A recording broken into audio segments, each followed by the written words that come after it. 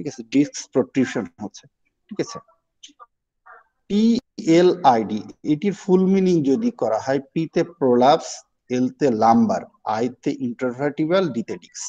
PLID prolapse lumbar intervertebral disc, তার মানে কি আমাদের যে লাম্বার স্পাইন আছে, ভার্টিব্রাল কলাম আছে, মেরুদণ্ড আছে, এই মেরুদণ্ডের যে লাম্বার অংশটুকু, 5টি বোনস, এই জায়গার দুটি ভার্টিব্রার মাঝখানে একটি স্পেস থাকে, এই স্পেসে ইন্টারভার্টিবাল ডিস্ক থাকে। এই ডিস্কটি যদি বের হয়ে আসে চাপ লেগে বা ট্রমাটিক কারণে, ঠিক আছে, সেটাকেই আমরা পিএলআইডি বলছি।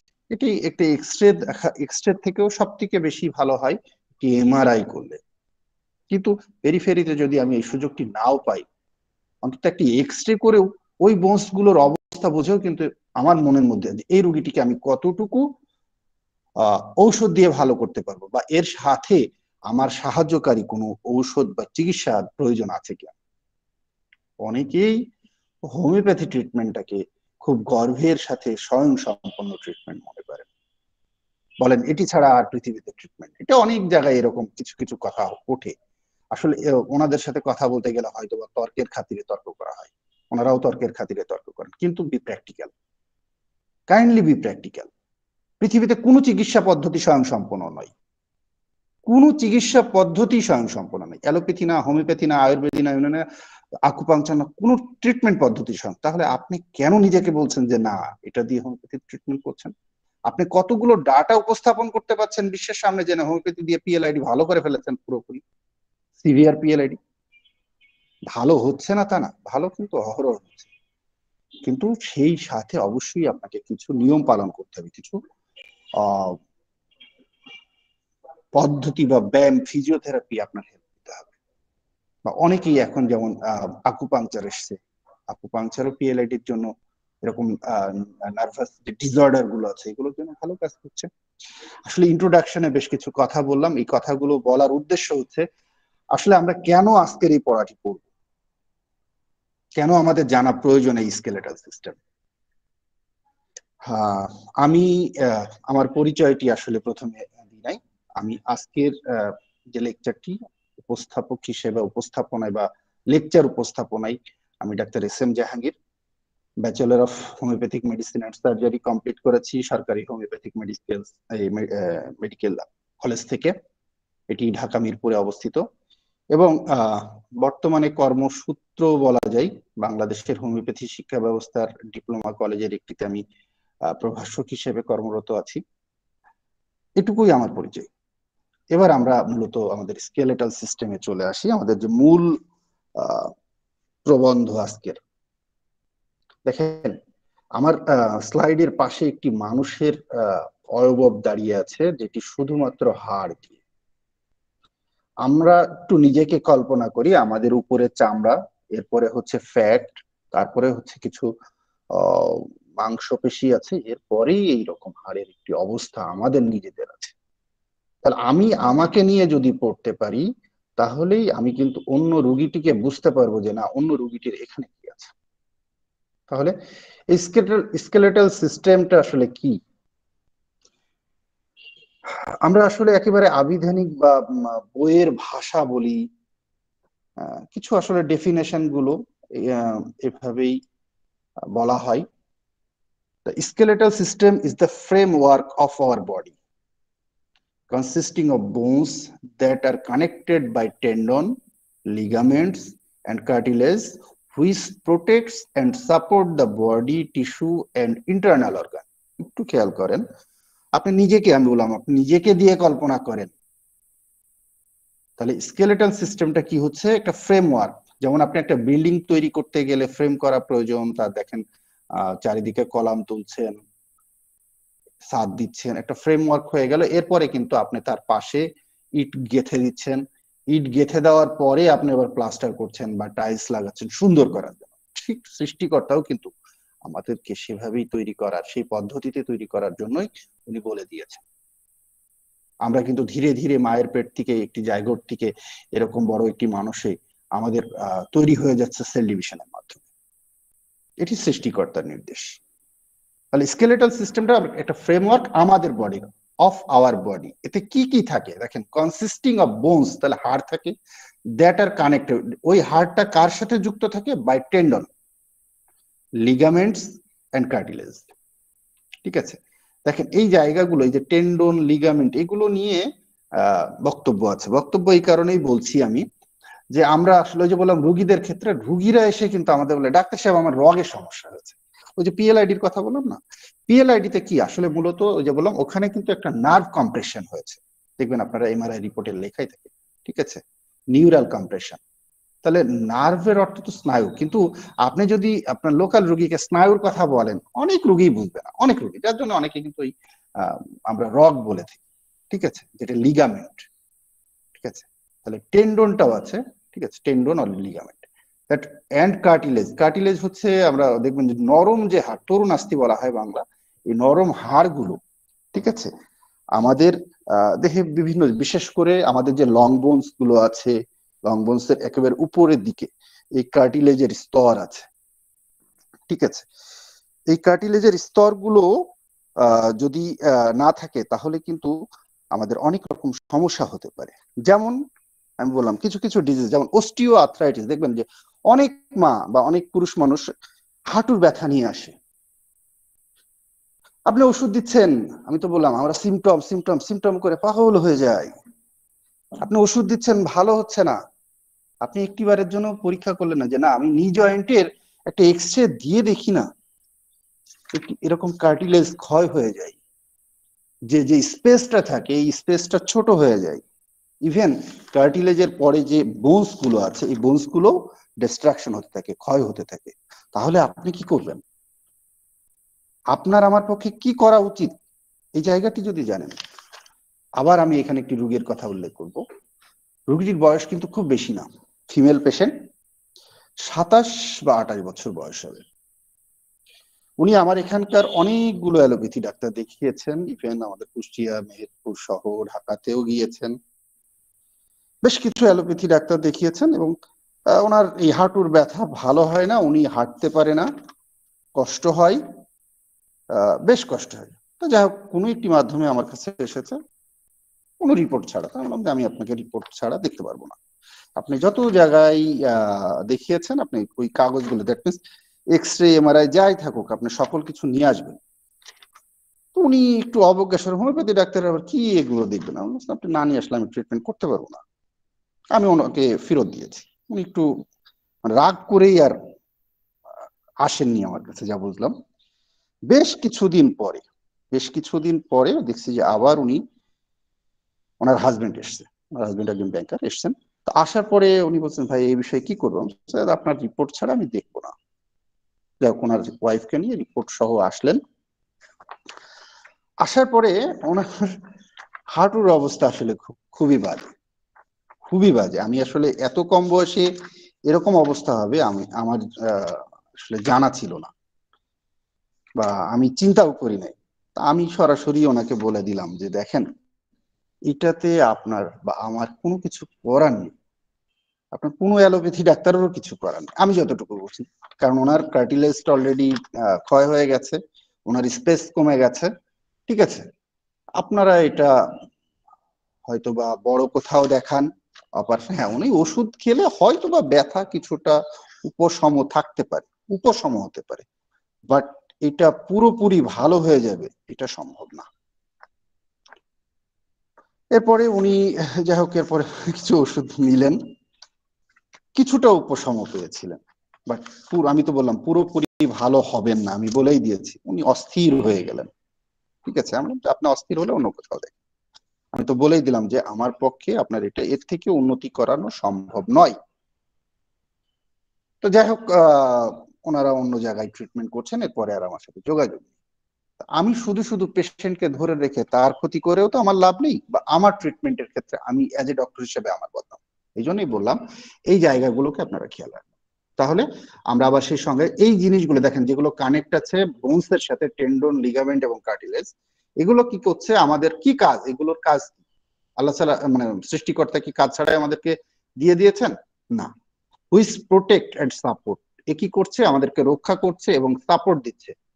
ঠিক আছে, the body tissue and internal organ, আমাদের শরীরের মধ্যে যে ইন্টারনাল অর্গানগুলো আছে সেগুলো সহ আমাদের যে বডির টিস্যুগুলোকে আছে এগুলোকেও সাপোর্ট দেওয়া হচ্ছে।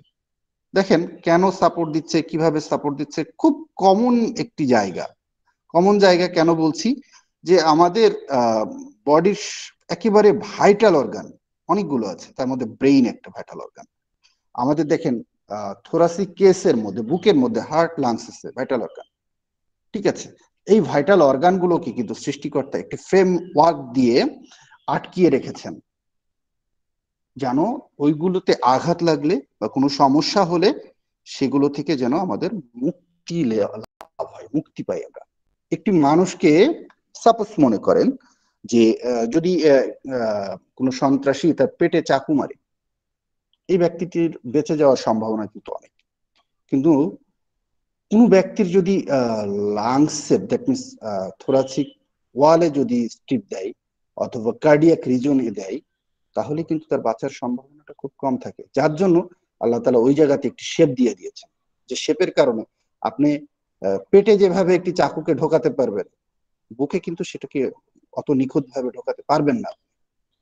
এটি সৃষ্টিকর্তার মহত্ব।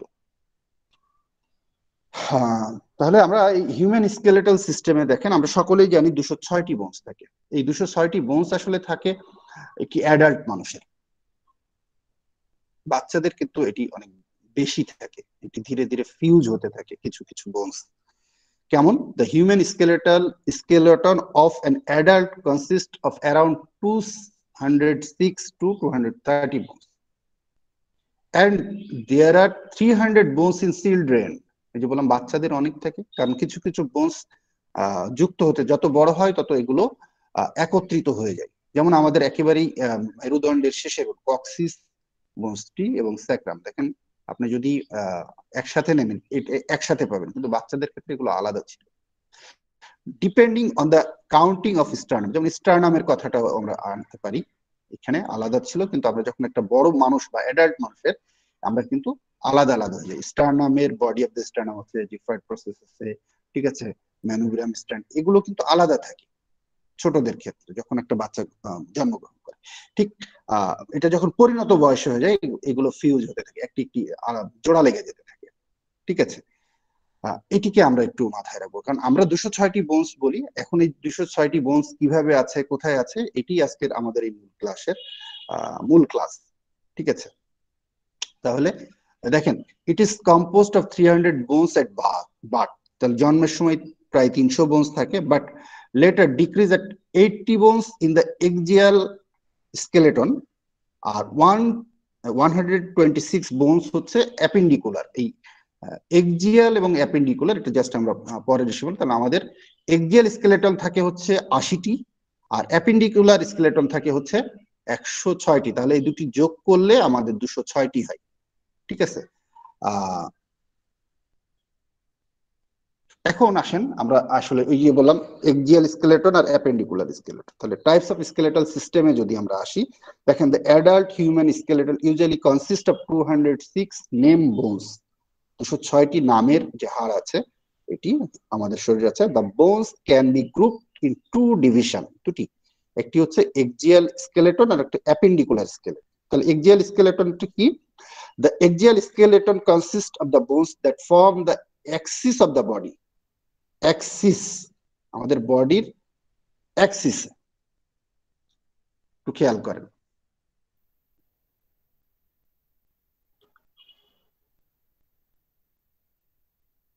আচ্ছা, তাহলে এই বোঝ গুলো কি আমাদের যে মানে যেটা বলবো যে লম্বালম্বি যে অবস্থা আমাদের মাথা থেকে শুরু করে এই যে অ্যাক্সিস, ঠিক আছে, উলম্ব বলা হয় বাংলাতে।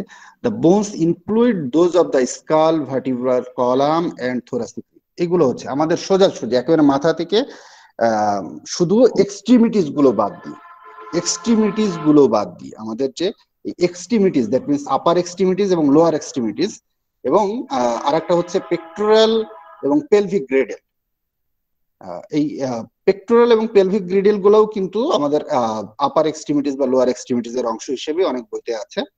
তাহলে আমাদের এই হাত এবং পা অ্যাপেন্ডিকুলার, দ্যাট মিনস বাংলাতে মনে হয় বলে উপাঙ্গ, ঠিক আছে, বাংলাটা হয়তো আমার ভুল হতে পারে, ভুল হলে অবশ্যই মানে সংশোধন করে নিবেন, কারণ অনেক ক্ষেত্রে বাংলাটা বলাটা খুব কঠিন মেডিকেল সায়েন্সের ক্ষেত্রে। তাহলে এক্সিয়াল স্কেলেটন দ্যাট মিন্স আমাদের একেবারে মাথা থেকে শুরু করে বললাম, মাথা থাকে, ভার্টিব্রাল কলাম থাকে এবং থোরাসিক রিব বা থোরাসিক কেস, এগুলোকেই আমাদের বলা হয় হচ্ছে এক্সিয়াল স্কেলেটন। আর অ্যাপেন্ডিকুলার দ্যাট মিন্স আমাদের হাত পায়ের যে বোনস গুলো, সেটা appendicular skeleton consist of the bones of the upper and lower extremities and the pectoral and pelvic cradle. তাহলে সবাই অন্তত টাইপসটা বুঝতে পেরেছেন ইনশাআল্লাহ। এখন আমরা যে মানুষটির বা একটি হাড়ে দেখেন, একটু খেয়াল করে দেখেন যে আমরা এইগুলোর কোথায় কত, এই 206টি বোনস আমরা আজকে খুঁজে বের করব এবং নামগুলো জানবো।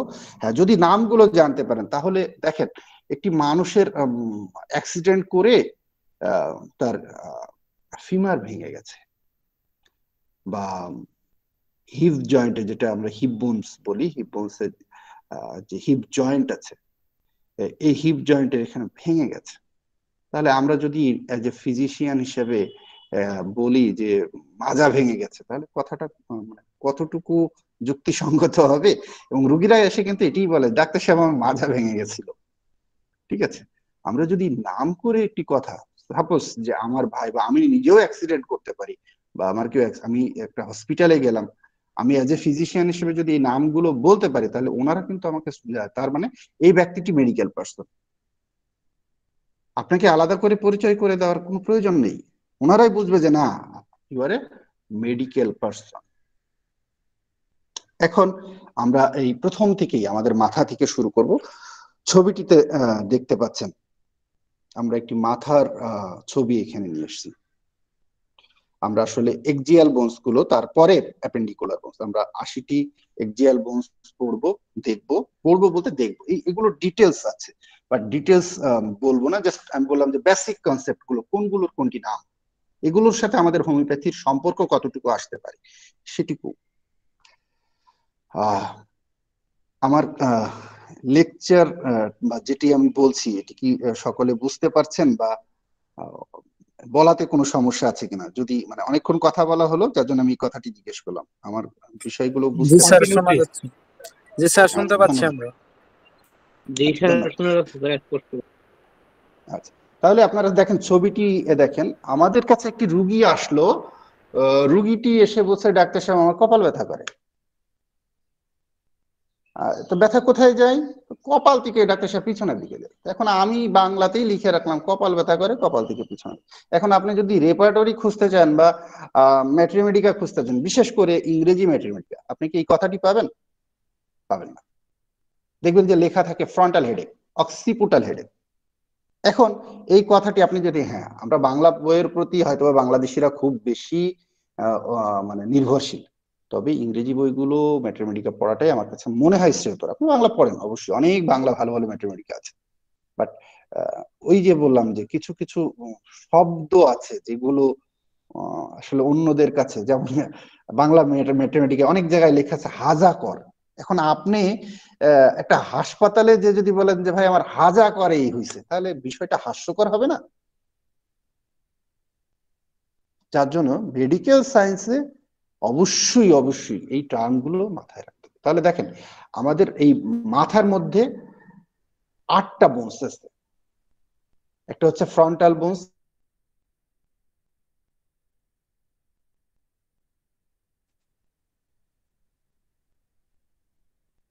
এটি একটা মাথার একেবারেই সামনে, যেটাকে আমরা কপাল বলি। প্যারাইটাল বোন, প্যারাইটাল বোনস আছে 2টি, সরি, তাহলে ফ্রন্টাল বোনস একটি, প্যারাইটাল 2টি। কারণ কি, আমাদের মাথার মাঝখান দিয়ে একটি সুচার আছে, যেটাকে আমরা সাজিটাল সুচার বলি, দেখবেন ফাঁকা আছে। ঠিক আছে, এটা বাচ্চাদের খুব ভালোভাবে বোঝা যায়, একটি বাচ্চা হওয়ার পরে এটি বোঝা যায়। এছাড়া কিন্তু আপনার যখন স্কালের উপরে যে চামড়াটা হয়ে যায়, এটা থেকে বোঝাটা কঠিন। তাহলে ফ্রন্টাল বোনস একটি, প্যারাইটাল বোনস হচ্ছে দুটি।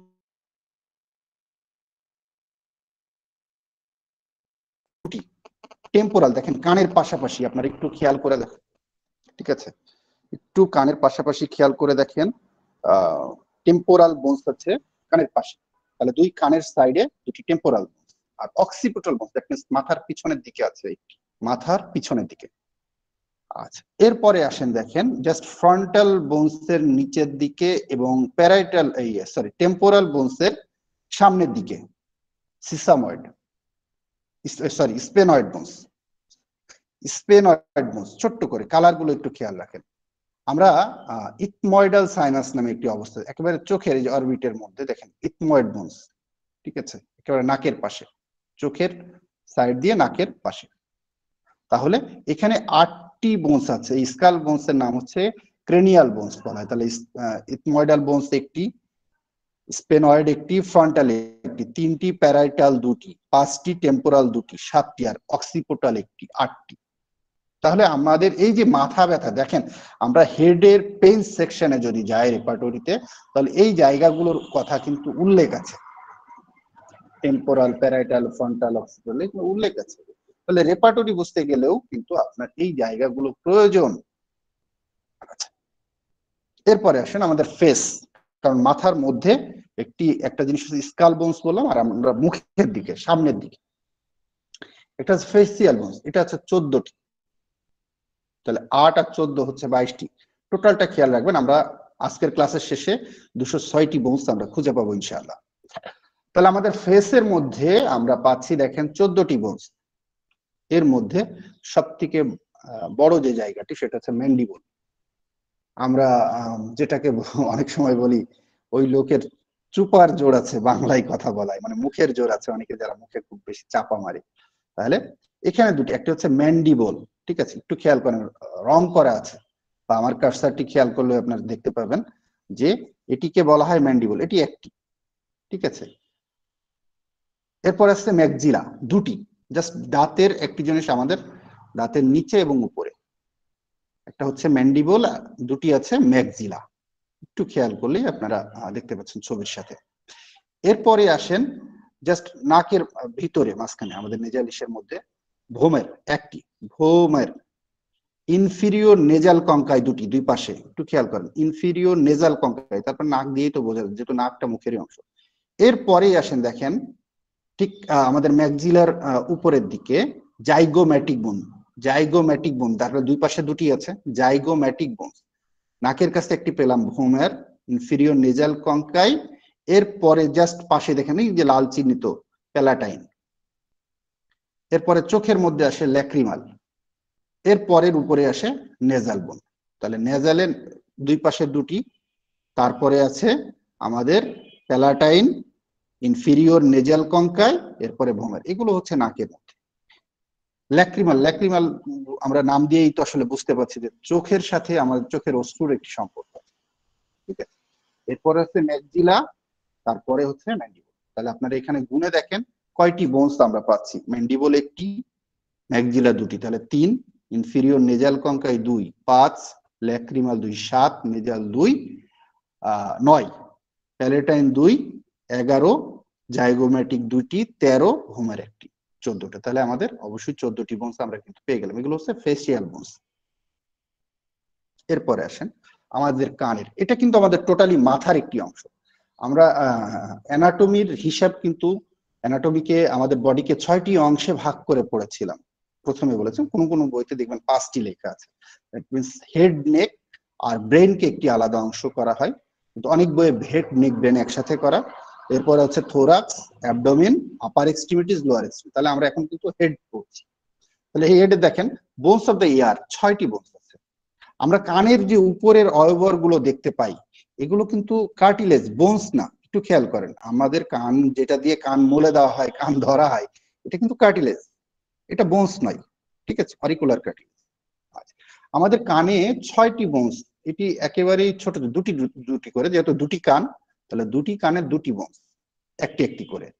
একটি হচ্ছে মেলাস, দুটি আছে মানে এক কানে করে, একটু খেয়াল করে দেখেন খুব ছোট, দ্যাট মিন্স এই যে এক্সটার্নাল অডিটরি ক্যানেল, এটা একটু খেয়াল, ছবিটা খেয়াল করে দেখবেন, আমাদের যে কানের অবস্থা, বাইরেরটাকে অরিকল বলে, অরিকলের পরে এক্সটার্নাল অডিটরি ক্যানেল, এরপরে চলে আসছে যে টিম্পেনিক মেমব্রেন, ঠিক আছে। এই টিম্পেনিক মেমব্রেনের পরেই টিম্পেনিক ক্যাভিটি। এই টিম্পেনিক মেমব্রেনের উপরের দিকে আসলে আমাদের এই বোনস গুলো থাকে, খুব ছোট ছোট বোনস, সব থেকে ছোট বোনস, ঠিক আছে। Malleus, incus, stapes, malleus, incus stapes. নামগুলো খুব, যদি ভাইবা বোর্ডে এখানে যারা ফার্স্ট ইয়ার সেকেন্ড ইয়ারের স্টুডেন্ট যদি কেউ থাকেন, ভাইবা বোর্ডে যদি এটি ধরা হয় তাহলে খুব সহজেই বলে, এবং আমরা আসলে পরীক্ষা নিতে গেলে এভাবেই জিজ্ঞেস করি কানুন বোর্ডগুলো না বলে। ঠিক আছে, কয়টি আছে? Malleus, incus, stapes. ঠিক আছে, এরপরেই কিন্তু দেখেন কঙ্কাই, তাহলে এগুলো হচ্ছে ভিতরে ভেস্টিবুলার নার্ভ আছে। ঠিক আছে, এটা হচ্ছে কানের। তারপরে যে স্টেশন টিউব, যেটা কানের ভিতরের, এখানে কিন্তু ইনফেকশনটা হয়, যেটা আমরা ক্রনিক সাপোরেটিভ অটাইটিস মিডিয়া, কান পাকারক বলে অনেকে, এটা কিন্তু ভিতর থেকে হয়, আবার এক্সটার্নালও হয়। তাহলে আমরা এগুলো হচ্ছে কানে। তাহলে 6টি বোনস পেলাম আমরা কানের। তাহলে এখন আসেন যে 8টি বোনস পেলাম মাথার স্কালের, 14টি, তাহলে টোটাল হলো 22, এরপরে হচ্ছে 6, তাহলে 28টি বোনস কিন্তু আমরা পেয়ে গেলাম আমাদের এক্সিয়াল স্কেলেটনের। এরপরে আমরা আছে নেক। নেকে আসলে বোনস একটি হায়োয়েড বোনস বলা হয়।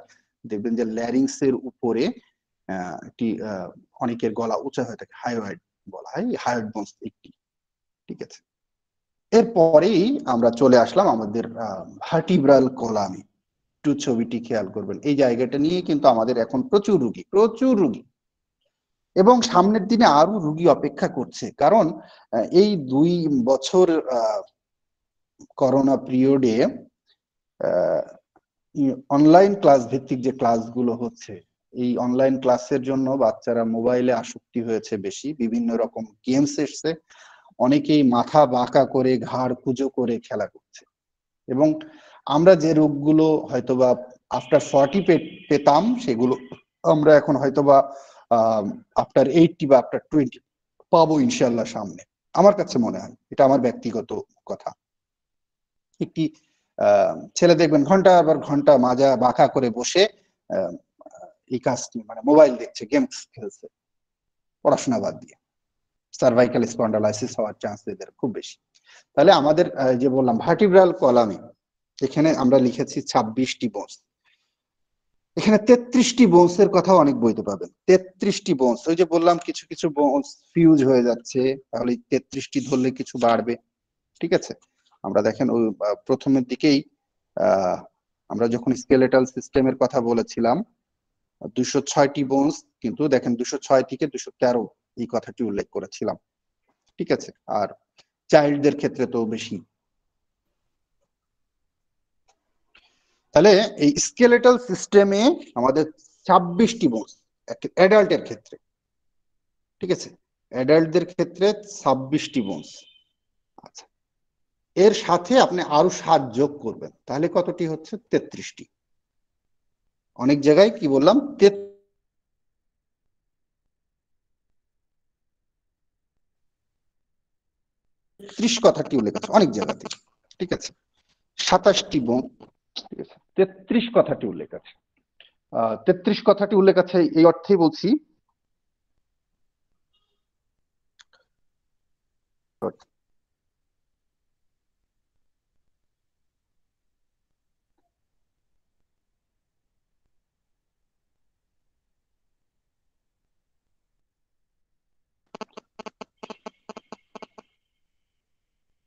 হ্যালো, জি স্যার, শুনতে পাচ্ছি, বলছেন, কন্টিনিউ স্যার। নেটওয়ার্ক প্রবলেম হচ্ছিল। আচ্ছা, তাহলে দেখেন আমাদের এখানে আমরা এই ভার্টিব্রাল কলামের 3টি ভিউ কিন্তু এখানে আছে। একটি হচ্ছে anterior view, right lateral view, আর একটা হচ্ছে পোস্টেরিয়র ভিউ। এই কথাগুলো আমরা কিন্তু দেখেন এই বিএইচএফ এরই প্রথম যে ইন্ট্রোডাক্টরি একটা ক্লাস নিয়েছিলাম অ্যানাটমির উপরে, এটি বলেছিলাম অ্যান্টিরিয়র মানে সামনের দিকে, পোস্টেরিয়র মানে পিছনে, সুপিরিয়র মানে উপরে, ইনফিরিয়র মানে নিচে। ঠিক আছে, এই কথাগুলো, কারণ এই টার্মগুলো যদি আপনার মাথায় না থাকে, মনে না থাকে, আমাদের মাথায় না থাকে, তাহলে কিন্তু আমরা অনেক সময় দেখবেন এক্সরেতে এই কথাগুলো বোথ ভিউ লেখা থাকে, অ্যান্টিরিয়র।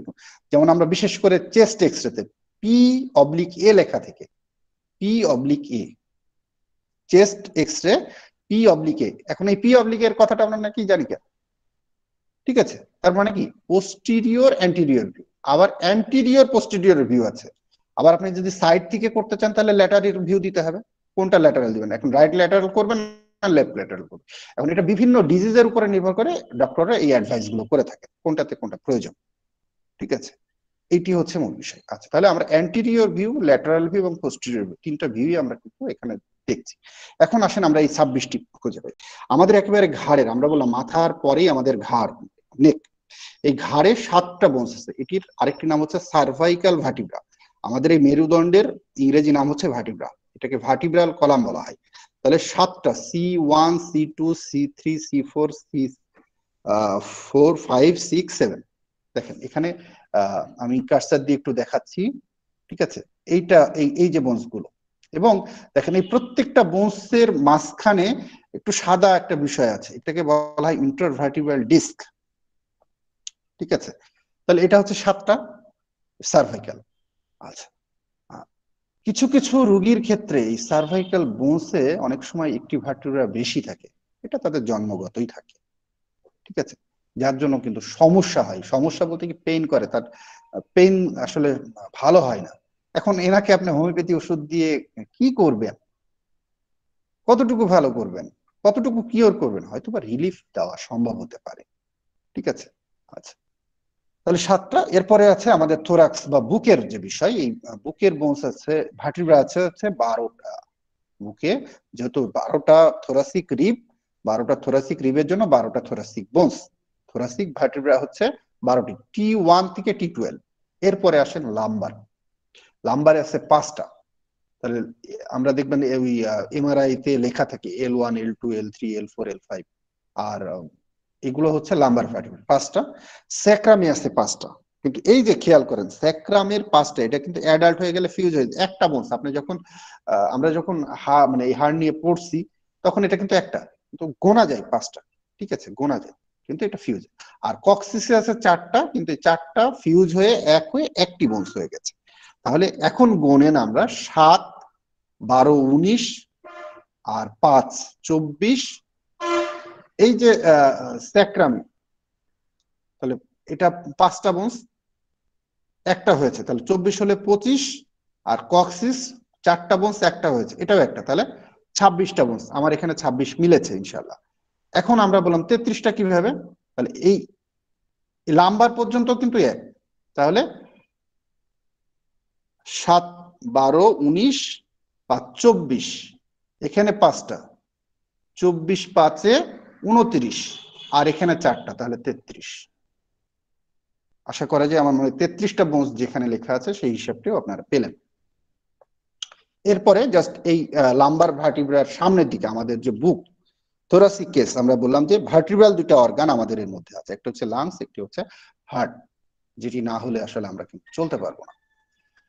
তাহলে এই থোরাসিক কেসের মধ্যে আমরা 25টি বোনস পাবো, 25টি বোনস পাবো।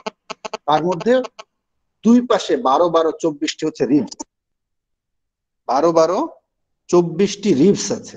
আপনারা একটু খেয়াল করেন কার্সার, 12, 12, 24টি রিবস আছে, এগুলোকে রিবস বলে, থোরাসিক রিবস বলা হয়।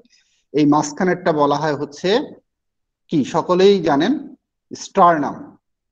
স্টারনামের আবার ভাগ আছে, এটাকে বলা হয় মাঝখানের অংশ, যেটা আমরা বুকে হাত দিয়ে যে হাড়টা পাই একেবারে সরাসরি, এটাকে বলা হয় স্টারনাম। দেখেন আবার এই যে পিছনের দিকে ভার্টিব্রা দেখাচ্ছে, ঠিক আছে, পিছনের দিকে। তাহলে থোরাসিক রিব আছে বললাম 12, 12, 24টা। এর মধ্যে আছে true ribs, false ribs, floating ribs.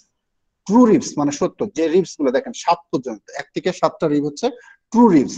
এই ট্রু রিবস গুলো, যেগুলো ট্রু রিবস কেন বলা হচ্ছে, মানে ট্রু রিবস কেন বলছি, প্রশ্ন করে আমরা ভাইবা বোর্ডে কিন্তু এই প্রশ্নগুলো করা হয়, কেন ট্রু রিবস বলা হয়, কেন ফলস রিবস বলা হয়, কেন ফ্লোটিং রিবস বলা হয়, ঠিক আছে? এগুলো ভাইবার প্রশ্ন, এগুলো রিটেনে আসে না, মানে আমাদের বলছি, যদিও ডিপ্লোমা সেক্টরে এই জাতীয় প্রশ্ন করা হয় না ভাইবাও, কিন্তু একটি মানুষের জানা প্রয়োজন মেডিকেল স্টুডেন্ট হিসেবে। দেখেন এই যে সামনের অংশগুলো দেখছেন, এগুলোকে কার্টিলেজ বলা হচ্ছে, এই যে রংগুলো একটু ভিন্ন। তাহলে ট্রু রিবস 7টা বলা হচ্ছে, দেখেন এই 7টা সরাসরি স্টারনামের সাথে যুক্ত হয়েছে।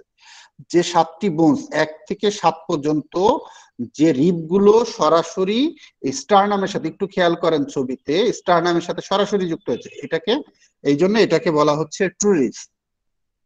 8, 9, 10, 11, 12, ঠিক আছে? এই 12টা রিবস এর মধ্যে নিচের দুটি, তার মানে 11 এবং 12 নম্বর, এই রিবস মানে নিচের দুটি বাদ দিলে তাহলে 3টি রিবস থাকে। এই 3টি রিবসকে বলা হচ্ছে ফলস রিবস।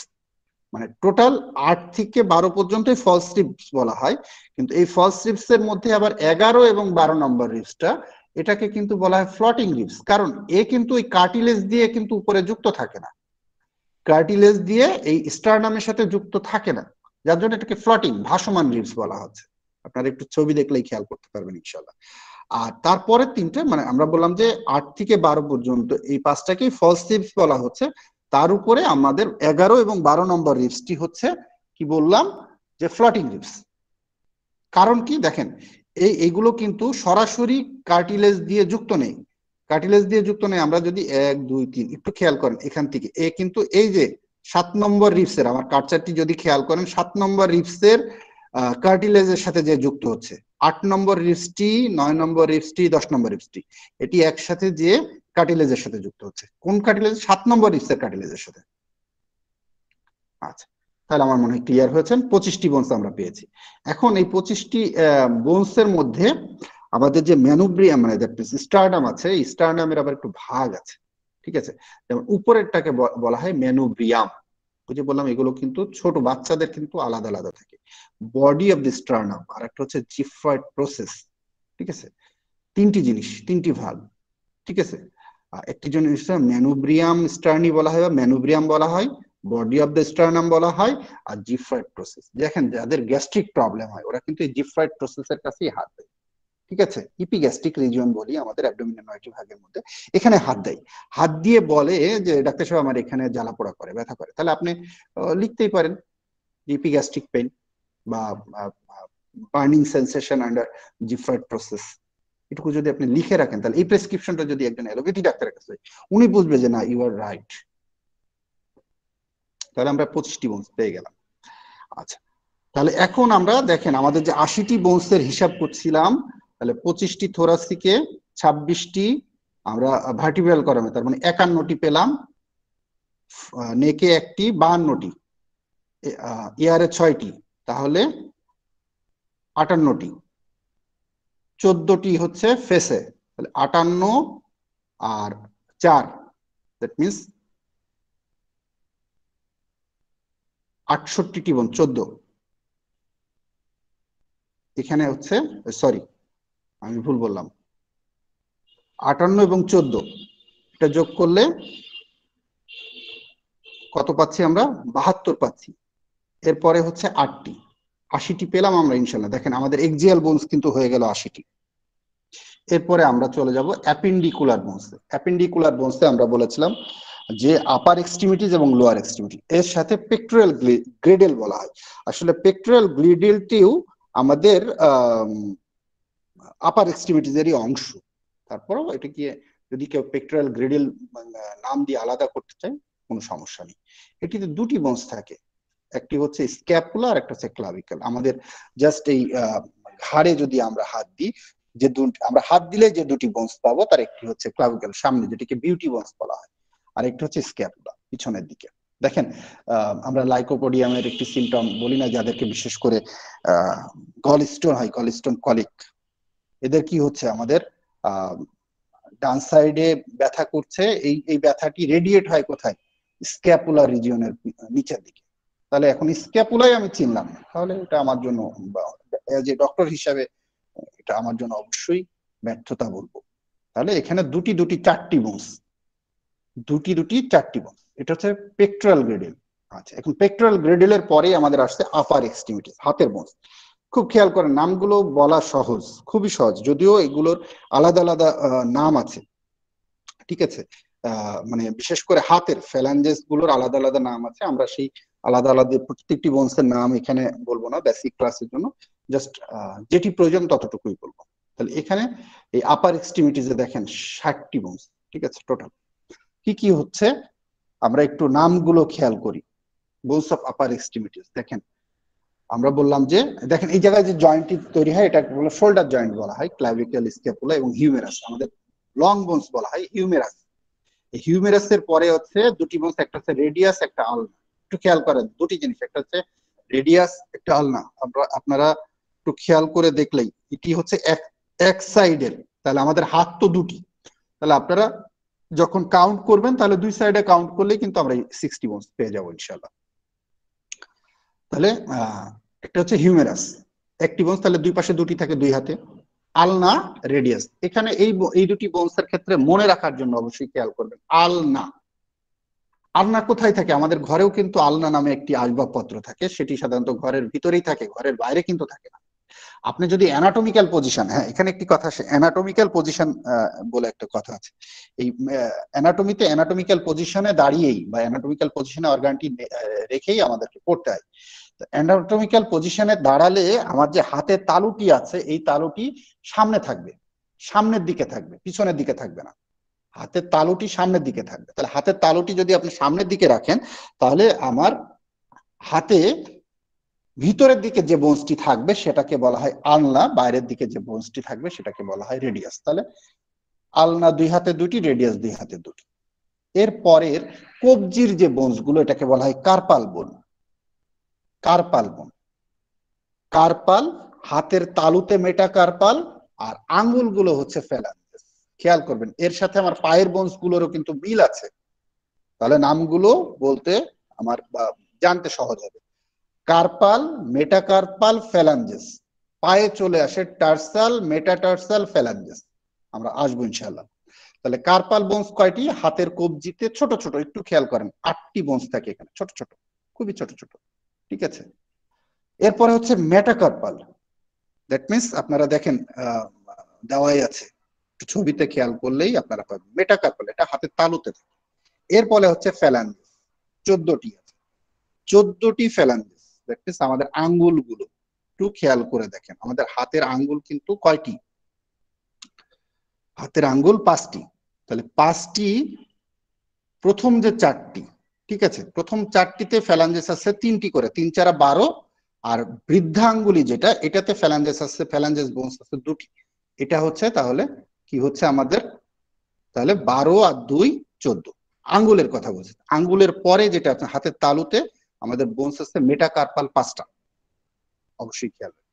তাহলে কি হচ্ছে 14 5 19 আর 8 27, ঠিক আছে। আচ্ছা, এইটা হচ্ছে এই 27টা বোনস হচ্ছে আমাদের হাতেই আছে, একটু খেয়াল করেন। কার্পাল থেকে এই আমাদের হাতের তাল যেটাকে বলি, এইটুকুর মধ্যেই আমাদের কতটি বোনস আছে? 14 আর 13, 27টি বোনস। রেডিয়াস আর আলনা, তাহলে 27 28 29 আর হিউমেরাস 30।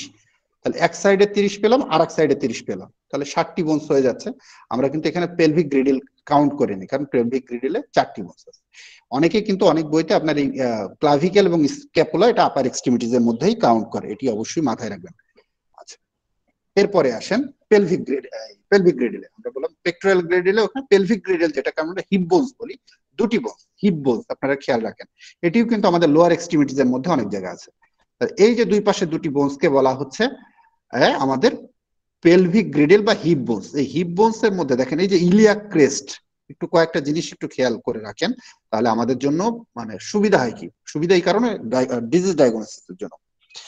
আচ্ছা, আমি একটু আমাদের যে প্রশিক্ষণ বিষয়ক সম্পাদিকা ম্যাডাম আছেন, আমি একটু অনুরোধ করছি যে যেহেতু ক্লাসের টাইম শেষ হয়ে গেছে 10টা 30 পর্যন্ত, আমি আর অল্প কিছুক্ষণ টাইম চেয়ে নিচ্ছি ম্যাডাম।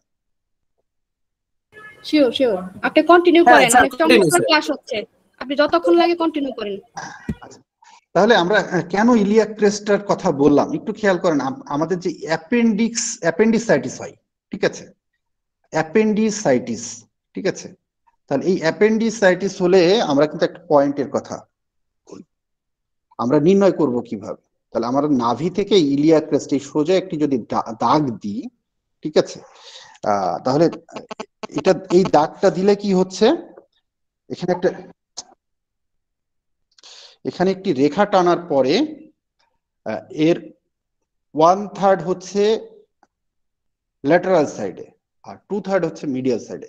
যে পয়েন্টটা হচ্ছে, এই পয়েন্টকে যদি আপনি হাত দেন ডান সাইডে, কারণ অ্যাপেন্ডিক্স কোথায় থাকে, ডান সাইড না বাম সাইডে বলেন?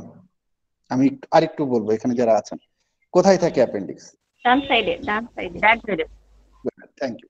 তাহলে এটা যদি আপনি বাম সাইডে করতে যান তাহলে কি হবে? আপনি যদি এইটা বাম সাইডে করতে যান তাহলে কি বোকামি হবে না আমাদের জন্য? অবশ্যই বোকামি হবে। তাহলে যাদের এই যে এটা ফিজিক্যাল এক্সামিনেশন বলা হচ্ছে, এই এই আমি যেটুকুকে বলছি এটাকে হচ্ছে ফিজিক্যাল এক্সামিনেশন বলা হচ্ছে।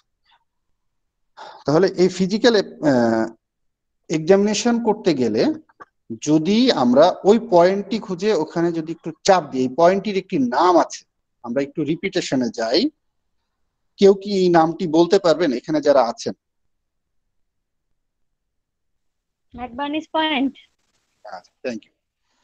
তাহলে এই ম্যাকবার্নিস পয়েন্টে যদি আপনি চাপ দেন তাহলে তার টেন্ডারনেস থাকবে। হ্যাঁ, এই ফিজিক্যাল এক্সামটি করেই কিন্তু আমরা শিওর হতে পারবো যে তার অনেকেই আছে যে আল্ট্রাসাউন্ড করে, এক্স রে করে। আসলে অ্যাপেন্ডিসাইটিস এর রোগীদের ক্ষেত্রে আল্ট্রাসাউন্ড ও এক্স রে করে কোনো লাভ, এটা জাস্ট মন বোঝানো, আদারওয়াইজ আর কিছু না। ঠিক আছে, খুব ভালো সনোলজিস্ট হলে কিন্তু ধরতে পারে, খুবই ভালো।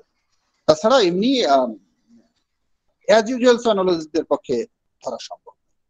ঠিক আছে, তাহলে এই জায়গাটি যদি আপনি খুঁজে বের করে, এখানে কিছু পরীক্ষা আছে যেগুলো আমরা কখনো যদি অ্যাপেন্ডিসাইটিস এর ক্লাস হয় তখন আমরা বলার চেষ্টা করব। জাস্ট আপনি ওখানে একটু চাপ দিবেন, আঙ্গুল দিয়ে চাপ দিবেন, দিয়ে নিঃশ্বাস নিতে হবে। ঠিক আছে, দেখবেন যে পেশেন্ট চাপ দিতে দেবে না, প্রচন্ড ব্যথা ফিল করবে। আচ্ছা, এর সাথে আমরা মানে সিবিসি করলে ডাব্লিউবিসি কাউন্টটা বেড়ে যায়, ইএসআরটা বেড়ে যায়। এই দুটি পরীক্ষা দেখেই, আর সিমটম, দ্যাট মিনস দেখেন এখানেও কিন্তু অ্যালোপ্যাথি ডাক্তাররা সিমটম দেখেই তারা ডিজিজ ডায়াগনোসিস করে যে তার অ্যাপেন্ডিসাইটিস এর সমস্যা হয়েছে কিনা। আচ্ছা, এখন আসেন আরেকটি জায়গা, আমাদের এই হিপ বোন দেখেন পিউবিক সিমফাইসিস একটি জায়গা আছে একেবারে সামনের দিকে, পিউবিক সিমফাইসিস। এই পিউবিক সিমফাইসিস এর সামনে আমরা ফিমেল জেনিটালের অর্গানের মধ্যে, ঠিক আছে, মনোস পিউবিস নামে একটি এক্সটার্নাল জেনিটাল অর্গান আছে যেটা কিন্তু এই পিউবিক সিমফাইসিস এর সামনে থাকে। তাহলে আমি যদি এই অংশগুলো না থাকি তাহলে তো সেই খুঁজে বেড়াবো, এই জন্যই বলছি। তাহলে আমরা হিপ বোনস পাচ্ছি দুটি, দুই সাইডে দুটি, এবং আমরা এই জায়গাগুলো একটু বোঝানোর চেষ্টা করলাম ইনশাআল্লাহ। এরপরে আমাদের আসে লোয়ার এক্সট্রিমিটিস, আমরা ক্লাসের শেষ পর্যায়ে চলে এসেছি ইনশাআল্লাহ। এখানেও 60টি বোনস, 60 বোনস। ঠিক আছে, একটু খেয়াল করেন, আমাদের ওই যে বললাম দেখেন 31টি বোনসের কথা উল্লেখ আছে ইনক্লুডিং হিপ বোনস। আমরা তো হিপ বোনস কে পেলভিক গ্রিডলে ফেলে দিয়েছি, তাহলে এখানেও আমরা 60টি, যদি আমরা এখানে 62টি করতে হয় তাহলে অনেক বইতে 62, 62 পাবেন, সেটা ওই পেলভিক বোনস সহ। এটাও আমাদের দুই সাইডে দুটি পা, একটি দিক পড়লে আরেকটি দিক পড়া হয়ে যাচ্ছে, তো আমরা তো হিপ বোনস পাচ্ছি। এরপরে আসি আমাদের ফিমার, একটু মেলান হাতের সাথে পায়ের। হাতের প্রথমের বোনসটি কি? হিউমেরাস, এটা হচ্ছে ফিমার, এটা হচ্ছে ফিমার। এরপরেই ছোট্ট একটি বোনস একেবারে নি জয়েন্ট, এই জয়েন্টটাকে বলা হয় নি জয়েন্ট, এখানে প্যাটেলা নামক একটি ছোট্ট বোনস পাবেন। এরপরেই আসে দুটি জিনিস, দুটি বোনস, একটা হচ্ছে টিবিয়া আর একটা হচ্ছে ফিবুলা। টিবিয়া ফিবুলা দুটো জিনিস। আমাদের ওখানে ছিল কি রেডিয়াস আলনা, এখানে টিবিয়া ফিবুলা। নামগুলো খুব মনে রাখা সহজ হয় যদি আপনি দুটোর সাথে হাত এবং পায়ের সাথে, একটা হচ্ছে হিউমেরাস এখানে ফিমার, এরপরে হচ্ছে টিবিয়া ফিবুলা, ওখানে হচ্ছে রেডিয়াস আলনা। এই এখানে দুটি দেখেন, ফিবুলাটা কিন্তু চিকন, টিবিয়াটা মোটা। টিবিয়া বোনসটি কিন্তু মোটা, একটু খেয়াল করেন ছবিতে, ফিবুলা বোনসটি কিন্তু চিকন। অনেক সময় অ্যাক্সিডেন্ট করে সাধারণত ফিবুলা বোনসটি কিন্তু সহজেই ভেঙে যায়, এটা পাটকাঠির মতো বোনস, খুব চিকন, খুব বেশি মোটা না।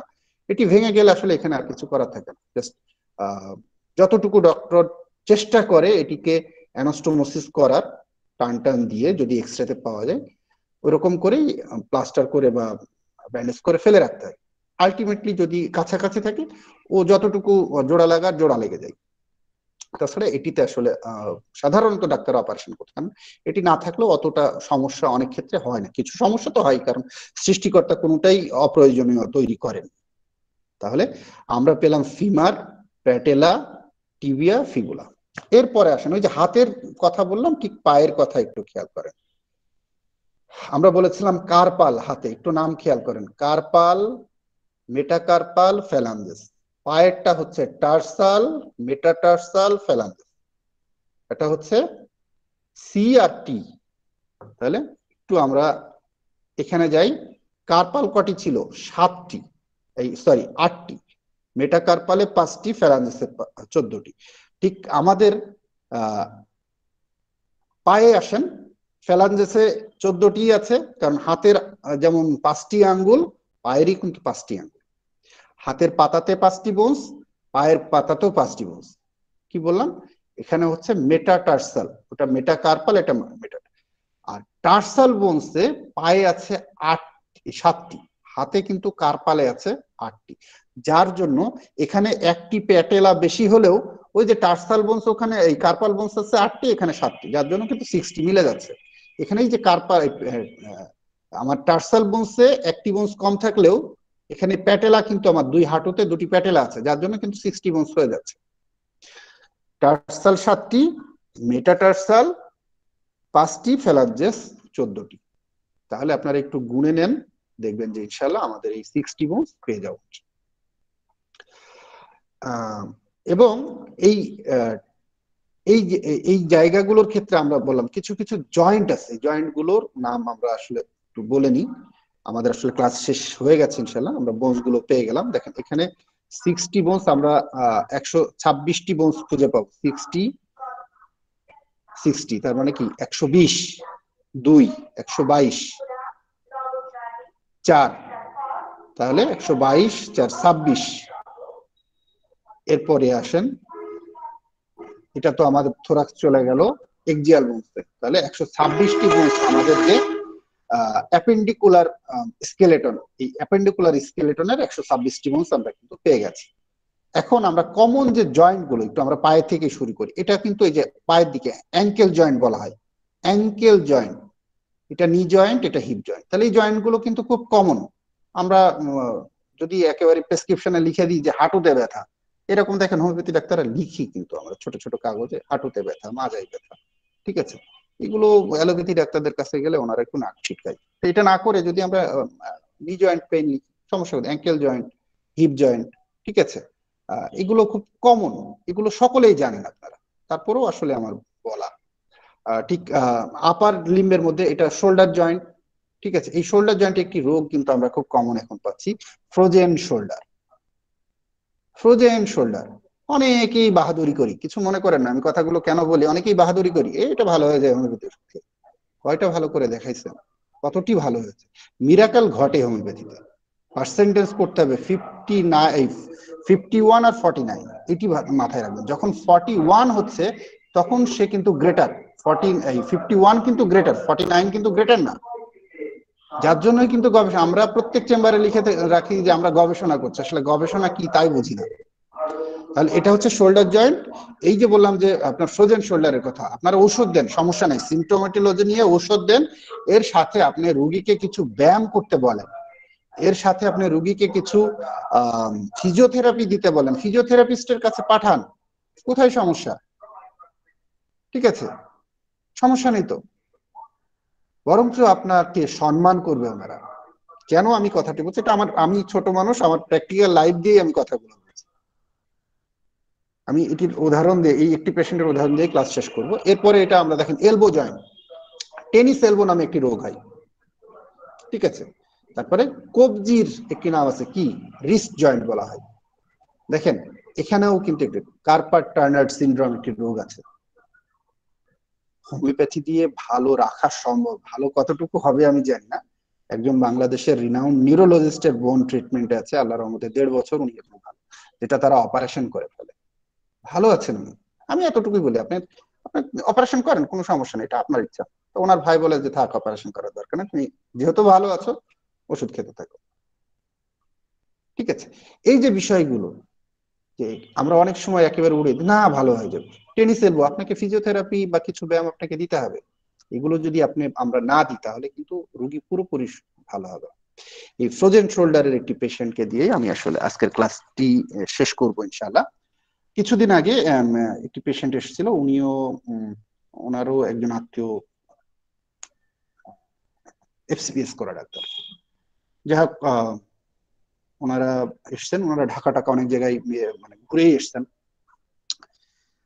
পরবর্তীতে যেটা হয়, আমি ওনার এক্সরে দেখে, ওনার ফিজিক্যাল এক্সাম করে, মানে এক্সরেতে আসলে বোঝা এগুলো যায় না সাধারণত, ফিজিক্যাল এক্সাম করে যেটি পেলাম আমার কাছে মনে হলো যে উনি ফ্রোজেন শোল্ডারের। আমি বললাম দেখেন আপনি হাজার হোমিওপ্যাথি খান, সমস্যা নেই, এটা আপনার ইচ্ছা, হোমিওপ্যাথি উনি খেয়েছেন, খেলে কোনো সমস্যা নাই, বাট আপনি এর সাথে ফিজিওথেরাপি না। আমি কিছু ব্যায়াম বলে দিলাম ওনাকে, যদিও অ্যালোপ্যাথি ডাক্তার ওই ব্যায়ামগুলো বলেছেন করেন উনি, কিন্তু নিয়মিত করেন না, যার জন্য ওনার উপকার হয় না। আমি বললাম যে আপনার ঔষধ কাজ করবে, এভাবেই সরাসরি বললাম। আপনি আমার কাছে ঔষধ নিতেও নাও নিতে পারেন, কোনো সমস্যা নেই, আপনাকে আমার কাছে ঔষধ নিতে হবে এরকম কোনো, কিন্তু আপনি এই ব্যায়ামগুলো করেন, আপনি ভালো হয়ে যাবেন। তো কিভাবে? তো বলছেন যে আপনি ফিজিওথেরাপির কাছে যাবেন, আমি একেবারে আমার প্রেসক্রিপশনে লিখেই দিলাম, ঠিক আছে, আপনি এটা নিয়ে যে দেখাবেন ওনার ফিজিওথেরাপি দিতে। আমি আমার ওষুধ দিয়েছি, পাশে ডিজিজ ডায়াগনোসিস করে দিয়েছি, দিয়ে দিয়েছি। 1 সপ্তাহ ফিজিওথেরাপি দেওয়ার পরে, ওনারা ফিজিওথেরাপির ওখানে যাওয়ার পরে ওই ফিজিওথেরাপিস্ট যিনি আছেন উনি ফোন দিয়েছেন, তারপর যে আপনি, বললাম জি, আপনি ফিজিক্যাল এক্সামিন করেন, করে দেখবেন। কোনো অবস্থা, হ্যাঁ থ্যাংক ইউ স্যার, আপনাকে অসংখ্য ধন্যবাদ, উনি এর আগে আসলে ফিজিওথেরাপি কখনোই নেননি, তারপর হ্যাঁ এই জন্যই আপনাদের কাছে পাঠিয়েছি, আপনারা আপনাদের প্রসিডিউরে যাবেন। তো উনি আবার আমার কাছে একটা বিষয়ে অনুমতি নিলেন যে আপনার ওষুধের সাথে আমরা কিছু ওষুধ দিব, সেগুলো কি চালাতে পারবো? কিন্তু উনি বললাম কি কি ওষুধ আপনি দিতে চাচ্ছেন? তো দেখেন ফিজিওথেরাপি দিলে প্রথম অবস্থায় কিছু পেইন হয়তো ওনার বাড়বে, যেন কয়েকদিন পেইন ক্লিয়ার দিব, আর এর সাথে ক্যালসিয়াম, না গ্যাসের ট্যাবলেট তো ওনারা দেন, না চালান, সমস্যা নেই। তো আমি 7 দিন এটা চালাবো, আর ক্যালসিয়ামটা বেশ কিছুদিন চালাবো, চালান, সমস্যা নেই। দেখ পেশেন্ট 7 দিন পরে আমাকে ফোন দিয়ে বলছে যে ওনার আগে থেকে উনি হাতটা উঁচু করতে পারছেন, উনি হাতটা পিছনে নিতে পারছেন আগের থেকে। এটি তো হোমিওপ্যাথি বিশেষত্ব। এই কারণেই বলবো, আমি যদি তার কাছে না পাঠাইতাম তাহলে কিন্তু ওই পেশেন্টটা আমার কাছে ভালো হতো না, সম্ভব না। এটুকু এজ এ ফিজিশিয়ান হিসেবে আমার আপনার সকলের বোঝা উচিত কোনটি ভালো হবে কোনটি হবে না। এটি যদি আমরা না বুঝতে পারি তাহলে হোমিওপ্যাথিকে অগ্রসর করা সম্ভব নয়। ধন্যবাদ সকলকে, ধন্যবাদ বাংলাদেশ অনলাইন হোমিওপ্যাথিক ফোরামকে আজকে আমাকে আমার ছোট্ট লেকচারটি উপস্থাপন করার সুযোগ দান করার জন্য। সকলকে আসসালামু আলাইকুম ওয়া রাহমাতুল্লাহ। আর আমার বক্তব্যে যদি কেউ কষ্ট পেয়ে থাকেন বা ভুল থাকে অবশ্যই সেটি সংশোধন করে নেবেন, মনে কষ্ট পেয়ে থাকলে অবশ্যই ক্ষমা করবেন। ধন্যবাদ।